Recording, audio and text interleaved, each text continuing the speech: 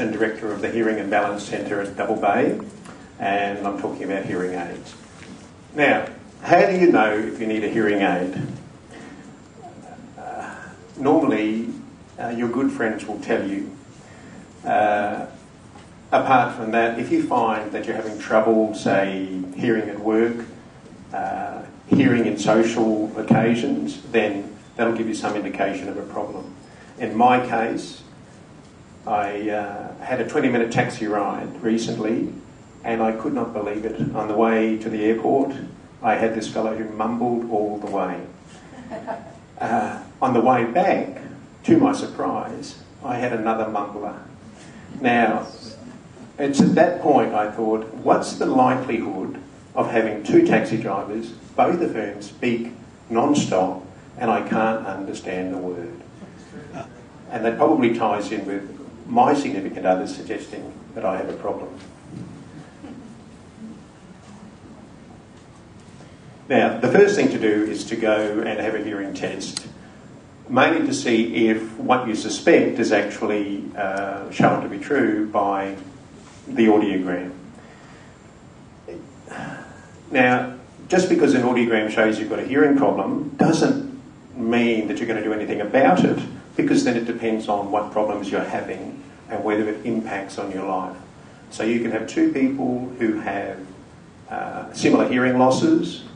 One, say, goes to directors' meetings, they need to hear everything, they will get a hearing aid and it will be very successful.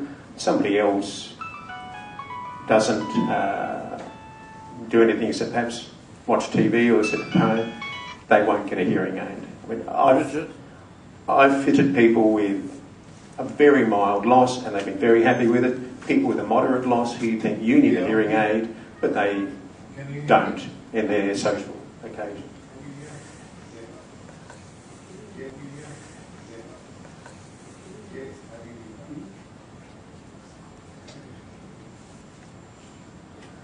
Now, the next question is, who do you go to once you feel you've got a hearing problem? What you need to be aware of is that there are a lot of different manufacturers out there, some of whom have come today. They all produce very good products, but they do leapfrog each other. So about every 6 months you'll find a new hearing aid will come out. The other thing to keep in mind is that when you go to these hearing centres, it may be that they actually are shop fronts for a particular product. This is some of them. So you've probably all seen Audio Clinic. It's owned by Oticon. Oticon's a very good Danish company, but if you go to Audio Clinic, you'll get an Oticon hearing aid. Connect Hearing is Phonak. Phonak is a Swiss company, once again, a very good hearing aid, but that's what you'll get if you go to Connect. Hearing Life is Sonic Innovations, which is an American company. Widex, another Danish company, doesn't brand its hearing centres. It buys them up and then supplies Widex hearing aids to them. And if you go to Australian Hearing, which is the government centre, they have a contract with Siemens, the German brand. When you go to hearing centres, just make sure that you don't feel pressured. You're going there to see what your hearing is like, to see if anything can be done about it.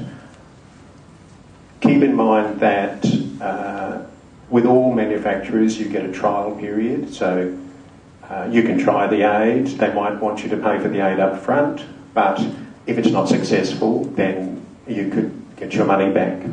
They might charge you a fitting fee. There are many different types to choose from. Now, you can go from a large behind-the-ear aid to what used to be the smallest, a completely in the canal aid. They've just brought out, or Starkey, the American company, has just brought out an invisible in the canal aid, which goes right up against the eardrum. A couple of years ago, I mentioned an aid by an American or Californian company. in sound, I think it was. The name of the A was Lyric.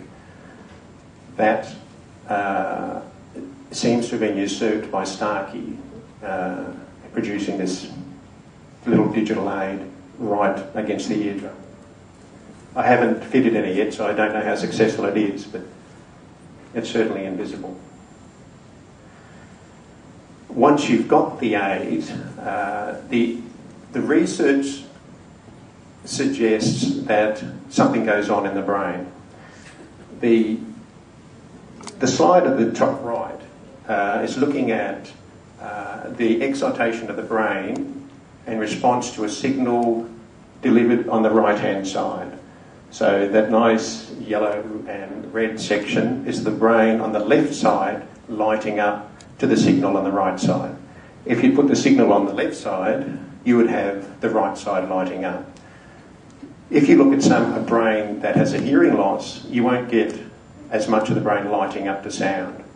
Put the hearing aid on and then it'll start lighting up again. So when the audiologist says to you, wear the hearing aid, there's a good reason for that. It's to try and get the brain to recognise the sound again. If you look at whether to wear one hearing aid or two, the research would suggest that the brain needs both ears in order to localise sound and noise.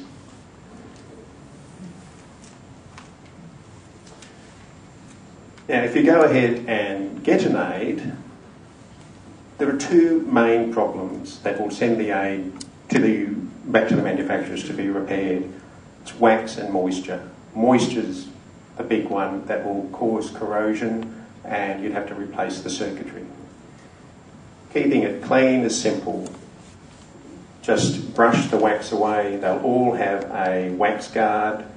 There are different styles of wax guard, but you've just got to make sure you get the wax out of that wax guard. And as far as keeping it dry, those products I think are the best on the market at the moment because they actually circulate warm air to whip the moisture out of the aid and into little silicate crystals. If you contact the companies, they'll tell you moisture is the big killer.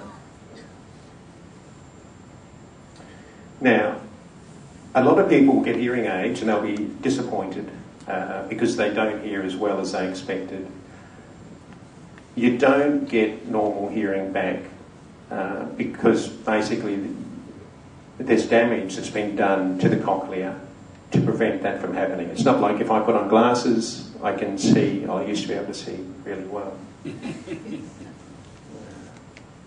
Multifocal. These slides show the cochlear hair cells. So, slide on the left, they're the hair cells around there. Slide on the right, no hair cells. If there's no hair cells, the ear can't pick up the sound in that region. That's another example of it. Healthy cochlea on the left. They're the inner hair cells, the ones that respond when you press the button when you hear the beep. They're the outer hair cells. They'll help to amplify the sound. On the other side, both are damaged. So what the hearing aid is trying to do is to overcome the effect of that damage, to try and amplify the sound so that what hair cells are left will pick it up. What you're paying for in the hearing aid is the quality of the signal that reaches the hair cells. So get one that can amplify the speech and remove the noise, and the damaged hair cells will thank you.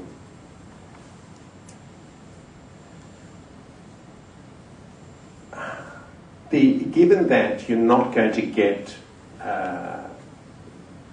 perfect hearing when you wear the hearing aids, if you can, you need to manage the environment you're in. Recognise that if you go to a restaurant, try and sit somewhere where you could, say, have your back to the noise, or simply don't go to a noisy restaurant.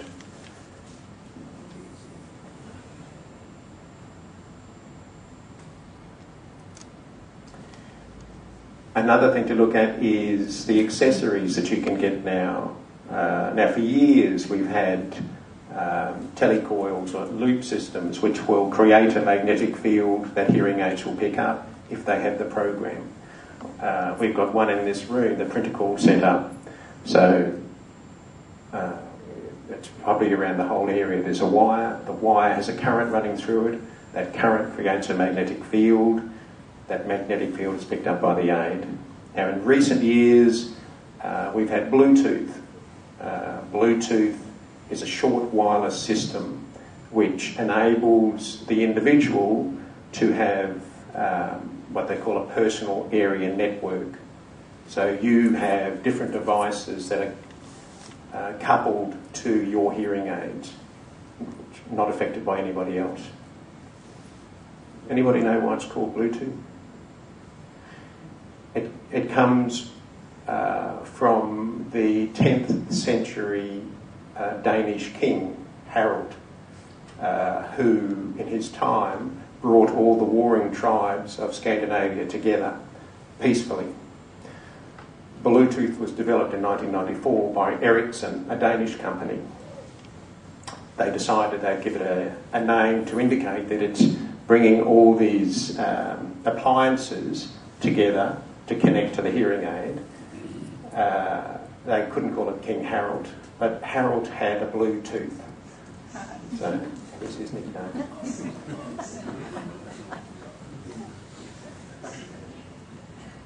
The other thing to keep in mind is that we lose a lot of hearing aids under extraordinary situations. A big one is dogs. I've got a client who volunteers to train guide dogs. They eat her hearing aids. Now, what do you think about that?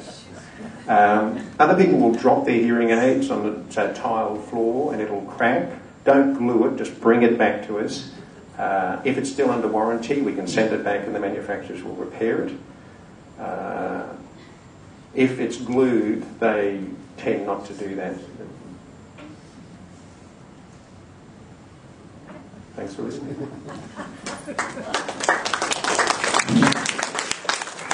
Questions?